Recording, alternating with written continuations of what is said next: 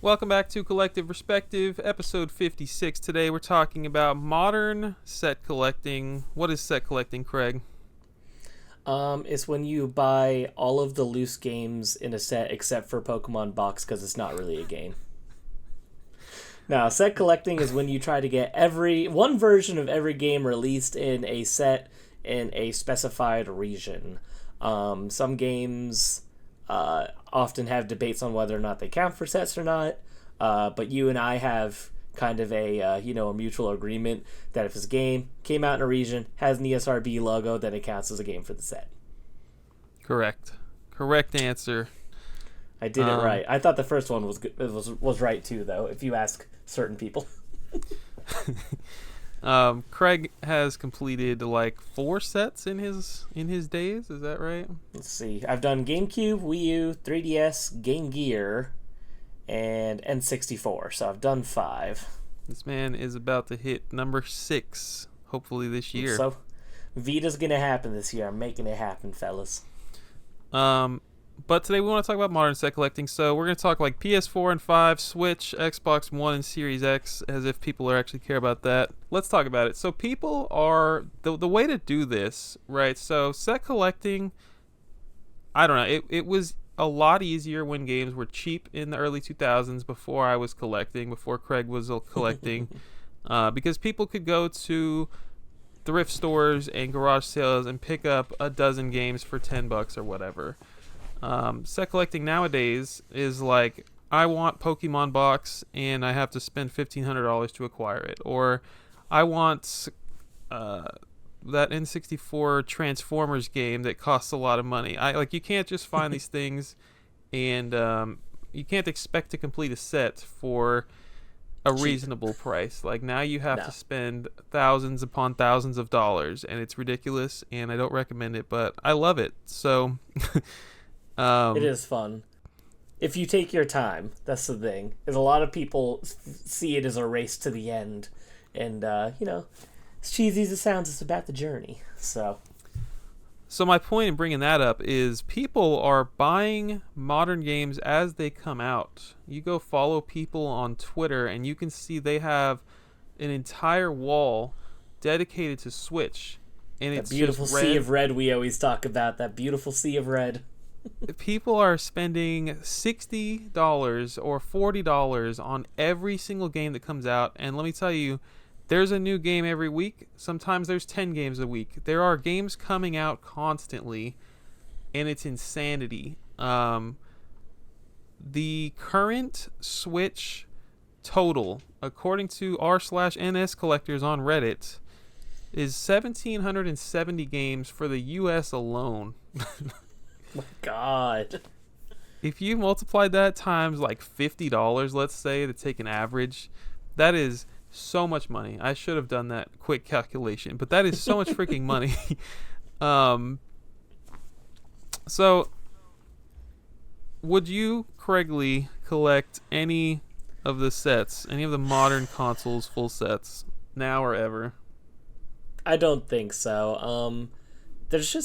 There's a point where it becomes too much, I think I've mentioned a long time ago that I was going for the Wii set at one point, and I got like 700, 750, 800-ish, like somewhere in that range games. I had so many, and that was obviously the biggest set I had ever worked towards at that point, because before that it would have been GameCube, which is the 558, and it's like after a while you're just like, oh my God, so much of this is not worth owning. So much of it is not good. It takes up so much space. You're spending money on stuff literally for absolutely no reason other than to own it. And if you think about the Switch, 1,700 games. I mean, people talk about the Wii and how a lot of that shovelware. How many of those 1,700 games are actually worth owning? How many of them are ever going to actually have any value, or anyone actually going to ever care about, are ever actually even going to be opened by the people buying them to play or look at, or literally anything? It's just, there's a point where it becomes too much. I've dabbled in the idea of Xbox One just because I think it'd be funny.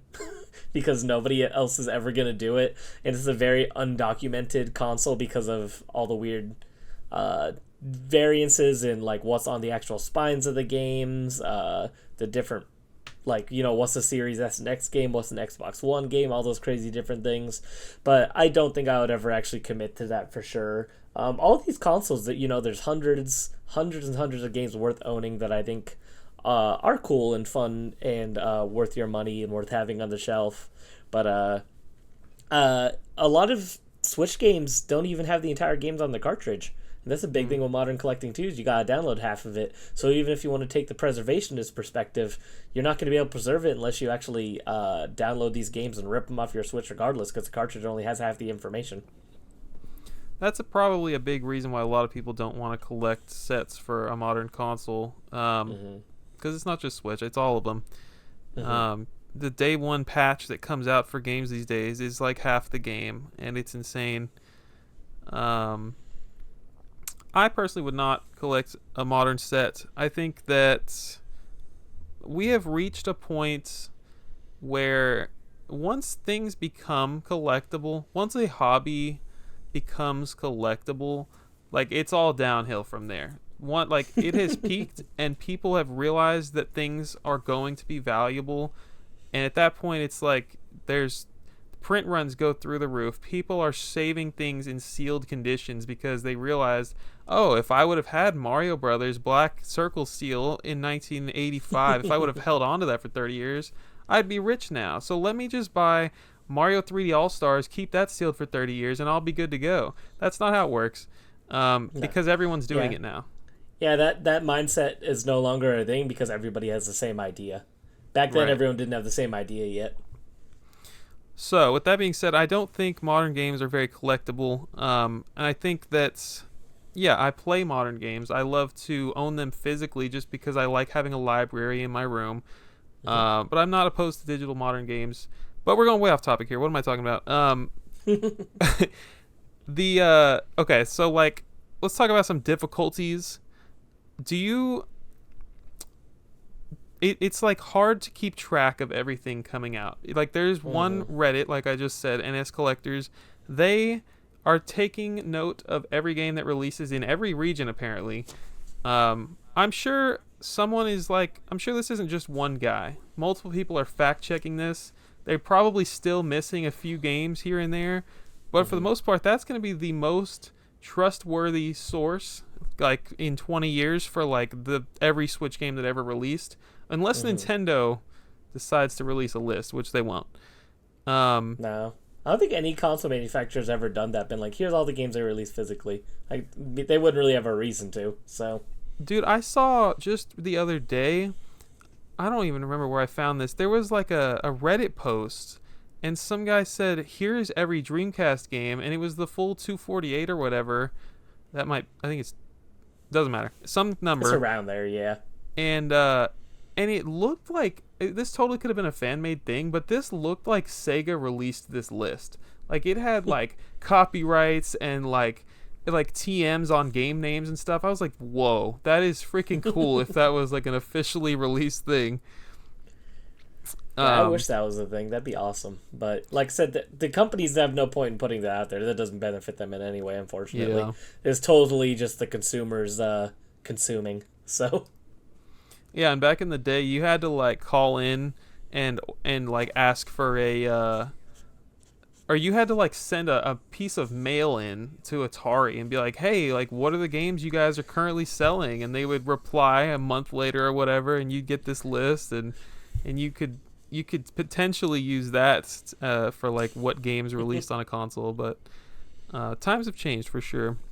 Oh yeah, and there's nothing wrong, with modern collecting either. I mean, here I am, 2 copies of the same game on different consoles just because it's a series I like, It's an interesting thing because, alright, so let me know if you do this too. Maybe I'm just weird. My brain works this way. When I get a game for PS4 or for Xbox or for PS5 even, it's like, I don't think of them as collection games. Do you do that or no? Like in my mind, that they're not games going in the collection, they're just games I plan on playing because they're so recent. Yeah, I mean, there's plenty of modern trash that I buy that I don't plan on playing, so that kind of contradicts that. That's fair. But for the most part, yeah. Like if I'm picking up Super Mario Odyssey, like it's going into my collection, but it's going to be played, and I don't know. It's a gray area. Yeah, I was just curious because I was like, maybe my brain's just weird. So another difficulty, there are so many games coming out, like I said, every single week, Mm-hmm. especially for Xbox. This point I'm about to make, there's so many games that are going to be so freaking rare because they're being overshadowed by things like Final Fantasy VII Rebirth or like all these AAA titles. And so yes, like the media is really good at covering a lot of important games and a lot of good games, but like Yeah. the mediocre trash that comes out on a monthly basis that gets a physical release is definitely being like it's being caught by someone on Reddit for NS collectors to be on this Excel sheet.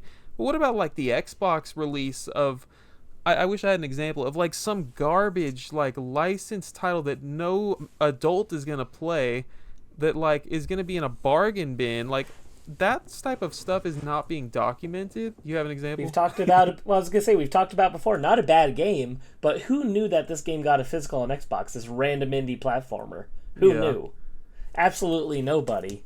So there's gonna be tons and tons of stuff like that, and even big Xbox releases. Like I think about Starfield. I'm like Starfield probably didn't have that big of a physical print run because everyone just played it on Game Pass. I think they put out a Yeah. physical because they felt the need to. Because I can't. I mean, they probably maybe did like a one and done print run of that game. I don't know if I've ever even seen it in stores near me. That's so true. Yeah. So Game Um, Pass even muddies that even more because Xbox has taught their audience to not buy their games. So most people don't buy their games on Xbox. that's a very good point. Yeah. So like even if there is an indie platformer or something that comes to Game Pass day one, well, anyone who was gonna buy that game, it like that audience is cut exponentially. Um, and so that's true for so many things. That's true for like we were just looking at a random Bandai game for the Switch that came out like a month or a few months ago. And it's like, well, what the heck is this? Like no one's ever heard of this. It's $40 on eBay right now, and there's like maybe 10 copies. But if I go to GameStop and I ask for this, any GameStop in the country, I'm gonna ask for this game. They're gonna say no, we don't have that trash. Go to like the internet, like a normal person. Yeah, I Um, think a lot of games like that really only come out on like online storefronts like Amazon and things like that because why would a Walmart or a Target even waste shelf space for a game that they know nobody's gonna buy because it got no marketing, no publicity, no one's ever talked about it, no press release, it just appeared one day. Exactly. So we look at the quantity of games coming out every day, every month or whatever. Like okay, the GameCube, that's like '01 to '06, and there were 550-ish games. The Switch from 2017 to 2024, 1,770 games. So you can't keep up with all the releases if you're just like a Walmart or a GameStop. You can't keep all of them like Craig is saying here. Like, No, it's a full-time job to keep on top of it. and so you have to resort to Amazon. You have to resort to. I mean, I imagine a lot of these games don't even come to Amazon. Like, I don't Or if you even buy them on know. Amazon, you get the Peggy version. Yeah. So it is a challenge. There are a lot of difficulties with modern collecting, even if you were buying them the day they come out. Yeah, it's wild, and I think a lot of this stuff, even if you have the mentality of, oh, I'm gonna do a full Switch, like a full Switch set in 10 years, and maybe things will die down by then a little bit. It's like good luck finding this weird stuff we're talking about that don't even have listings now. So it's like still gonna be super difficult, not because you can't afford it, but you might not even be able to find some of these games. I can see myself in like 3 years looking at the full Switch list and just looking for like random weird crap and trying to find it for $10 on eBay. That sounds like a blast to me. That would be fun. So like okay, here's a question: do physical games with digital codes inside count towards the set? Mm, it's hard because I don't know. I mean, I guess one example of this is there is two games like that on the PlayStation Vita, and I mean I count those because they got physical boxes, with the SRB rating that was sold on the store shelves. I bet if I broke the seal and tried to download them, I bet the codes are expired though. So Yeah. it's like, I guess you could make the argument that it's kind of not, but there's got to be at least 100 plus, 200 plus Switch games that are just codes inside of a box too.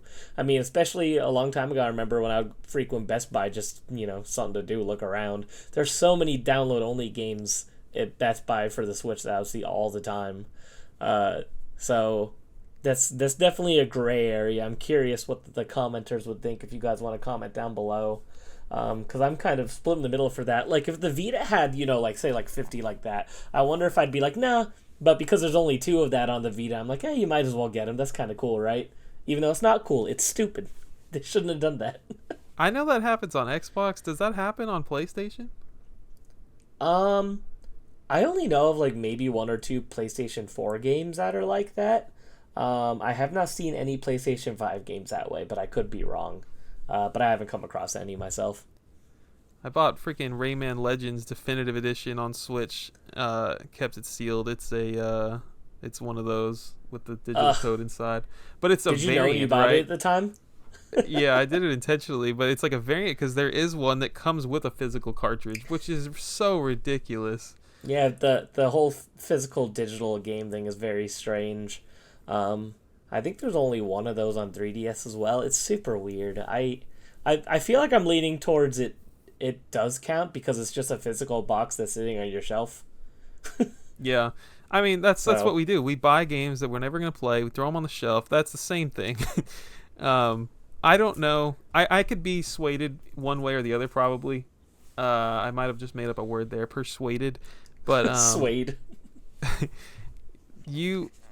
I feel like you're going to see people who are like, I'm going to get every Nintendo Switch game. And then they're going to say, except for this, except for this, except for this. And one of those exceptions is definitely going to be any limited game run. that didn't, limited run, any game that didn't have a physical cartridge inside. And I feel like that's kind of fair, honestly. Yeah, for sure. Like, if someone's like, I got a full Switch set, loose. Are they going to have a bunch of download cards? That's true. That's a really good point, actually. That'd be awesome. That actually probably persuaded my answer right there. I'm gonna exclusively buy Switch download cards that are used and just collect them. That'd be so funny. Have like a binder of them. It'd be beautiful. It'll be fun to see like what games are so rare that they fetch like $1,000 down the road on these modern platforms. When we're doing collective perspective in our 40s, we'll have to look back on this episode and see how right we were. I think that was everything I wanted to mention here. If you are collecting a full set of any of these consoles, please comment. I think it's incredibly fascinating. Yes. I wasn't like I don't know. I wasn't trying to be rude saying modern games aren't collectible. I was talking more in an objective sense. Mm-hmm. No, that's fair. I think anyone that collects any set is cool. Every console has this reason to be collected for, whether it's just personal, historical, anything like that. I just feel like it's got to be really difficult to be collecting for these modern consoles, and I almost feel like it's a fool's errand because it just seems like no matter what, I feel like there's so much that there has to be so much slipping by the goalie. There's so much that could be easily missed, and maybe there are Discords and Reddits and things of these people that are staying on top of it like crazy and just, Switch, obviously there's the Reddit, but I wonder like Xbox and PlayStation, it's like I never see any stuff for like that. So maybe there are communities out there. It'd be cool if anyone knows about any of them. I would love to join the PlayStation 5 full set Discord. I think that would be awesome to look at and see all the interesting things people are finding and discovering and documenting. Not against it in any way. Just personally, not for us, from what it sounds like. I'd bet money there's nothing like that for Xbox out there. That's it. This is our time to shine. I keep telling you, we need to start full Xbox collecting. We need to make the list. We need to find all the rare games. We will be unsung heroes in the year like 2075 when Xbox is no longer a console brand and everyone wants to go and collect all the old Xbox games because they're going to be like, what the hell came out on the Xbox Series S? And then they'll find an old video game Sage post, last updated, May 19th, 2034 from us. And it'll be like last logged in May 19th, 2034. And they're just like, oh, these guys, they really were ahead of the times keeping track of all this stuff. Yeah. You're like, no, we're not doing that. I would love to, but I don't know if anyone would be committed care. enough to make that list with me. I would love to make an Xbox One set list. You gonna do it? I would do it. I would totally do it. This is your next live stream. Is we're gonna start making the Xbox One set list. That sounds so fun to me. I don't know if that sounds fun to anyone else. That sounds like a freaking blast to me. That would totally just be us doing it for ourselves, but it would be worth it.